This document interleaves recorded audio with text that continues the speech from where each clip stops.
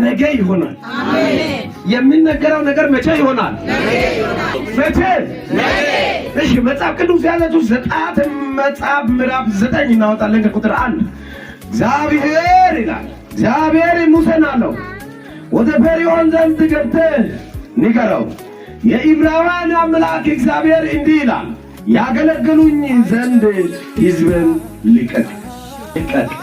ልትለቃቸው እንድትል ብትይዛቸው እነሆ የእግዚአብሔር እጅ በሜዳ ውስጥ ባሉት ከብቶች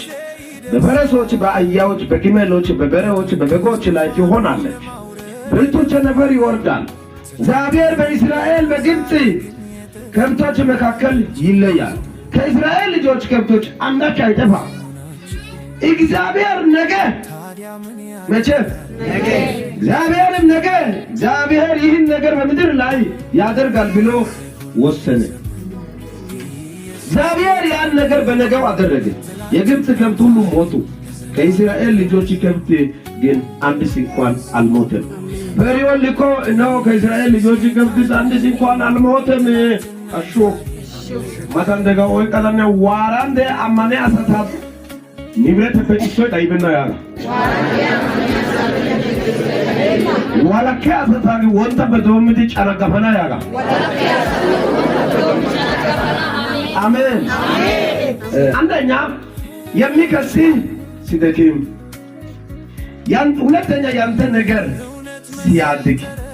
ሶስተኛና የመጨረሻ እነሱ ሲከስራቸው ታያለህ መቼ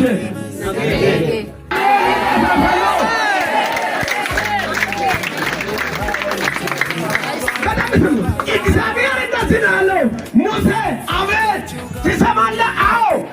ነገ እሺ በዚህ ሰዓት ልክ እንደዚህ አደርጋለሁ ምን ታደርጋለህ እኔ ከራሴ ወገኖች የማይሆኑ ወገኖችን ለያለሁ በምኑ ትለያለህ ሕይወታቸውን አጥፍቼ ሳይሆን በስራዬ ታያለሁ በሚያደርገውን አቅምን ኃይልን ግርማ ሞገስን አንተን ደግሞ የኔ ፋንታ የኔ ቦታ መወከልን እኔ አሳያለሁ አለ በኋላ እሺ ያልከው ይሁን ተንኪው አለ ከዛ በኋላ እስራኤል ከብቶች መካከልና እነ ያኛው ሰዎች መካከል ልዩነት ፈጥራለሁ ነገ ታያለህ ሰዓቱን ወሰነ ጊዜውን ወሰነ ኢሳያስ ታውጾስ ወዲተ ቢያኪት ድረስ ሳይወንቶ ደነባሽ መጣና አሜን ለና ቡኩ ያግዳግዳሽ ነና በመገስ ሊኮነ ህመታና አሜን